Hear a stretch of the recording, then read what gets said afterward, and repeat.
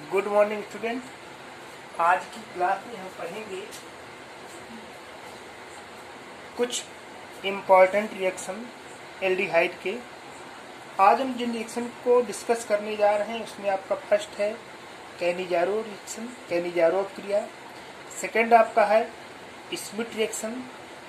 Third हम बात करेंगे reaction of formaldehyde with ammonia, very important reaction. And next हम डिस्कस करेंगे टिसेनको रिएक्शन। फर्स्ट सबसे पहले हम कैनिजारो अपक्रिया की बात करते हैं कि कैनिजारो अपक्रिया क्या होती है। इसके पहले आपको हम एक रिएक्शन पढ़ाए थे एल्डोल कंडेंसेशन। एल्डोल कंडेंसेशन, देखिए ये एल्डोल कंडेंसेशन में क्या बताए थे आपको।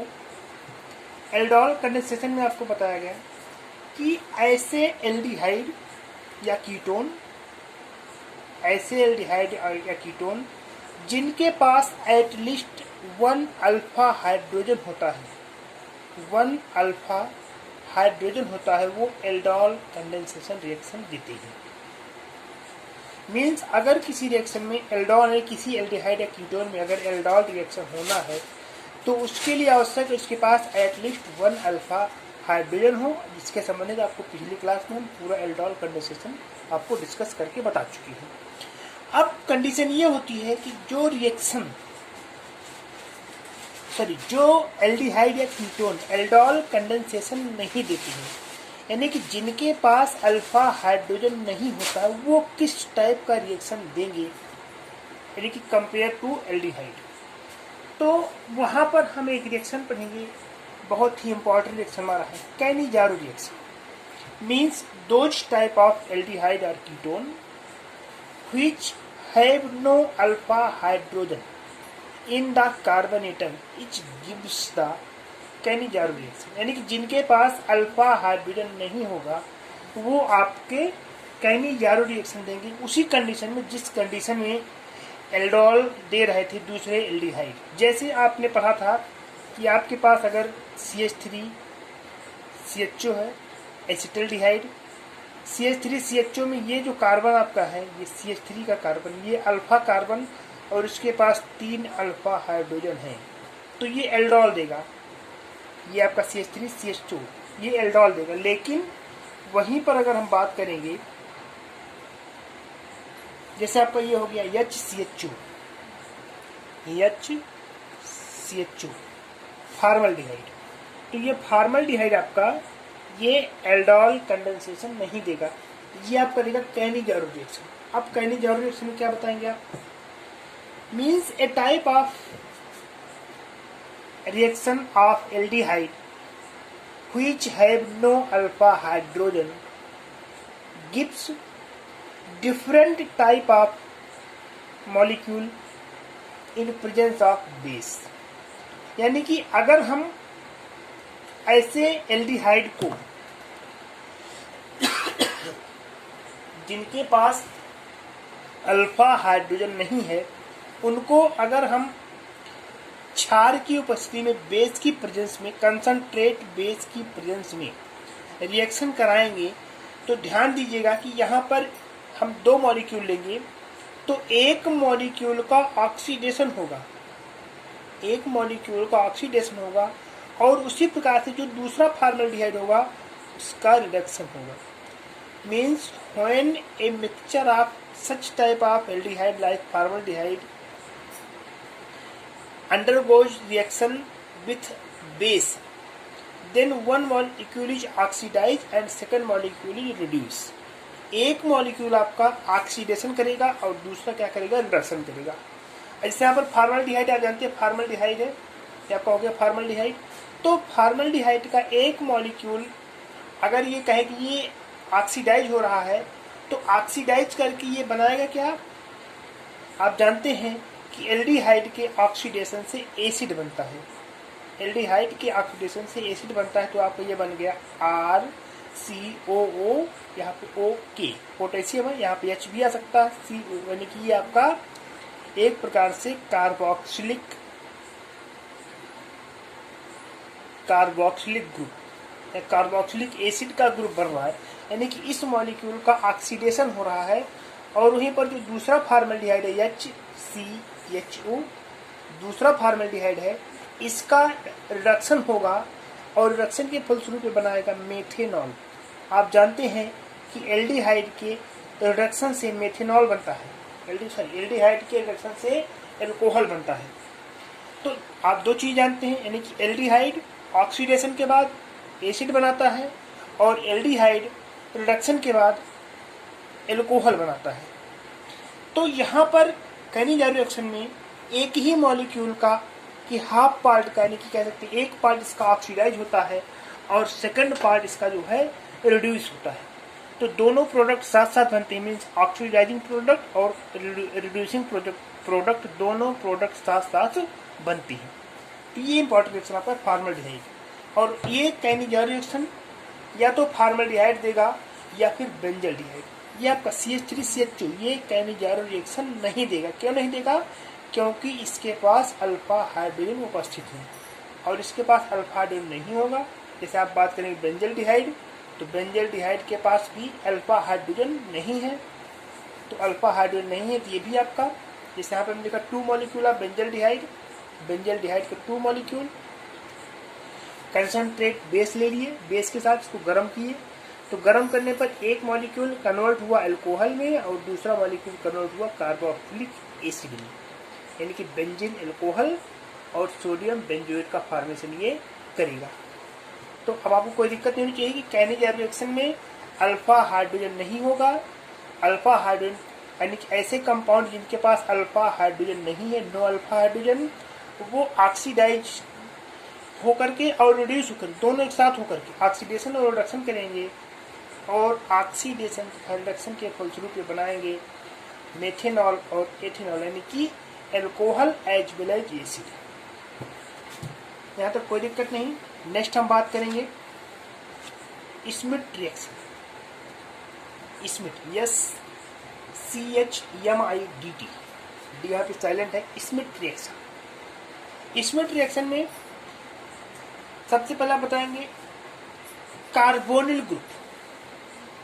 Carbonyl group means C double bond O, the group containing C double bond O is called carbonyl group. Carbonyl group रखने वाले यौगिक कंसंट्रेट सल्फ्यूरिक एसिड की उपस्थिति में, कंसंट्रेट H2SO4 की उपस्थिति में हाइड्रोजोइक एसिड से रिएक्शन करते हैं। Hydrazoic acid, this is the N3H।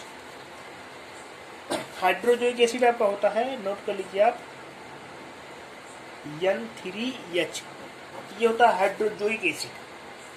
तो हाइड्रोजोइक एसिड की प्रेजेंस में रिएक्शन करेंगे और हाइड्रोजोइक प्रेजेंस में रिएक्शन होगा, तो यहाँ पर ये बनता क्या है? Cyanide, formation of cyanide takes place. CN group प्राप्त होता है आपको। क्या प्राप्त होता है? CN ग्रुप, और इसके साथ में R-CH4 फंक्शनल ग्रुप भी बनता है। तो यहाँ पे हमने कहा कि कार्बोनिल ग्रुप रखने वाले ऐसे कंपाउंड जिनके पास कार्बोनिल होगा, जैसे यहाँ पर हमने लिया एल्डिहाइड और दूसरा हमने बात किसकी? कीटोन की। यहाँ पर एल्डिहाइड हो गया और यहाँ पर कीटोन हो गया। तो एल्डिहाइड या कीटोन को जब हम रिएक्शन करेंगे HN3, ध्यान दीजिए NH3 नहीं है, ये NH3 नहीं है, ये आपका है HN3 means hydrazoic acid in presence of concentrate sulphuric acid. Concentrate sulphuric acid की प्रेजेंस में रिएक्शन करेंगे तो ये आपका बनाएगा alkyl cyanide. Alkyl cyanide, formation of alkyl cyanide, CN group ने कहा तो CN ग्रुप बनेगा। Formation of alkyl cyanide takes place, reaction is called Schmidt reaction. इसी प्रकार से अगर हम कीटोन लेंगे तो कीटोन के द्वारा ये आपका एमाइड का फॉर्मेशन करेगा, ये एमाइड बनेगा। कीटोन होगा तो एमाइड बनेगा, एल्डिहाइड होगा तो एल्किल साइनाइड बनेगा। नेक्स्ट हम बात करेंगे reaction with formaldehyde and ammonia. Ammonia और फॉर्मल्डिहाइड की क्रिया यहाँ पे formation of hexamethylene tetramine takes place. This is also called hexamine और यूरोट्रोपिन। यानी कि हम पढ़ने जा रहे हैं फॉर्मल्डिहाइड की अमोनिया से क्रिया। और जब फॉर्मल्डिहाइड अमोनिया से क्रिया करता है एक बहुत ही इम्पॉर्टेंट एडिशन प्रोडक्ट बनता है जिसका नाम है हेक्सामेथिल टेट्राएमीन। हेक्सामेथिलीन टेट्राएमीन, ये आपका हेक्सामेथिलीन टेट्राएमीन, इसको नॉर्मली हम हेक्सामीन भी कहते हैं, हेक्सामीन, या इसे हम मेडिकल फॉर्म में यानी कि औषधियों के रूप में इसे हम यूरोट्रोपिन के नाम से भी जानते हैं। 3 नाम इसका होगा यूरोट्रोपिन। आपसे पूछेगा how you can prepare formation of urotropine, आप यूरोट्रोपिन कैसे बनाओगे, आप हेक्सामीन कैसे बनाओगे या हेक्सामेथिल टेट्राएमीन कैसे बनाओगे। तो वहाँ पे आप बताएंगे बहुत ही सिंपल सा रिएक्शन होगा।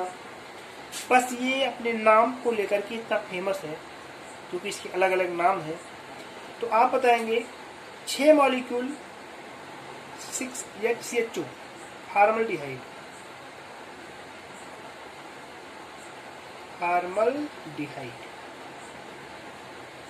फॉर्मल्डिहाइड लेंगे और अमोनिया होगा 4NH3। फॉर्मल्डिहाइड और अमोनिया क्रिया कराएंगे तो फार्मूला आएगा, इसका स्ट्रक्चर आपको हम समझा रहे हैं, CH2 6N4, CH2 6N4, इसी को कहा जाता है यूरोट्रोपिन, इसी को कहते हैं यूरोट्रोपिन। और यहाँ से 6H2 मॉलिक्यूल से ये बाहर हो जाएगा, 6 जल का अणु बाहर होगा। बहुत सिंपली आप बताएंगे कि जब हम फॉर्मल्डिहाइड को यूरिया से क्रिया कराते हैं, फॉर्मल्डिहाइड को अमोनिया से क्रिया कराते हैं, तो अमोनिया से क्रिया करने पर ये आपका जो फॉर्मल्डिहाइड है ये यूरोट्रोपिन का फॉर्मेशन करता है, यूरोट्रोपिन बनाता है। यानी कि फॉर्मल्डिहाइड यूरिया से क्रिया करके यूरोट्रोपिन बनाता है। और ये यूरोट्रोपिन जो है ये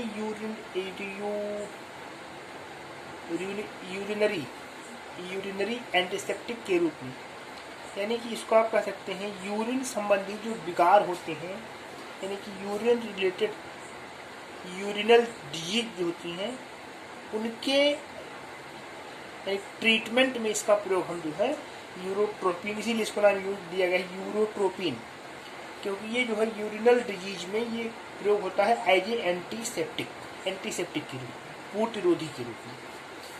पूर्तिरोधी के रूप में ये प्रयोग होता है यूरिनल डिजीज में। और यहाँ से आप देखेंगे इसका जो स्ट्रक्चर होता है यूरोट्रोपिन का, आप बेंजीन का स्ट्रक्चर बनाएंगे 1 2 3 और एक यहाँ सेंटर पे N, यहाँ पे N4 हो गया और CH2 6 टाइम CH2 और 4 टाइम आपका N, तो ये आपका स्ट्रक्चर हो जाता है, स्ट्रक्चर ऑफ हेक्सामेथिल टेट्राएमीन और यूरोट्रोपिन। ये आपका यूरोट्रोपिन का कंप्लीट स्ट्रक्चर होता है। अब आप आएंगे टिसेनको रिएक्शन। देखिए टिसेनको रिएक्शन छोटा सा रिएक्शन है। अब आप इसको बहुत इजीली समझ सकते हैं, तो मुझे डिस्कशन नहीं करना हमको। आप बताएंगे हमारे पास एक कंपाउंड है एल्यूमिनियम एथॉक्साइड। एल्यूमिनियम एथॉक्साइड होता है AlO2H5 या इसको ऐसे भी लिखा जाता है, कहाँ पे लिखते हैं हम, यहाँ पे लिख देते हैं, इसको ऐसे भी लिखा C2H5O ऐसे भी लिखते हैं आप। यह आपका होता है एल्यूमिनियम एथॉक्साइड। और एल्यूमिनियम एथॉक्साइड की उपस्थिति में, एल्यूमिनियम एथॉक्साइड की उपस्थिति में जब हम एल्डिहाइड के दो मॉलिक्यूल को रिएक्शन कराते हैं तो ये एस्टर का फॉर्मेशन करता है। एस्टर आप जानते हो, RCOOR डैश, ये आपका एस्टर होता है। तो एक टाइप ऑफ एस्टर बनता है।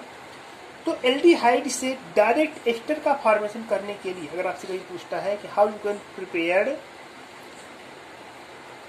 एल्डिहाइड टू एस्टर, एल्डिहाइड से एस्टर कैसे बनाओगे, तो वहाँ पर आप टिसेनको रिएक्शन यूज करोगे।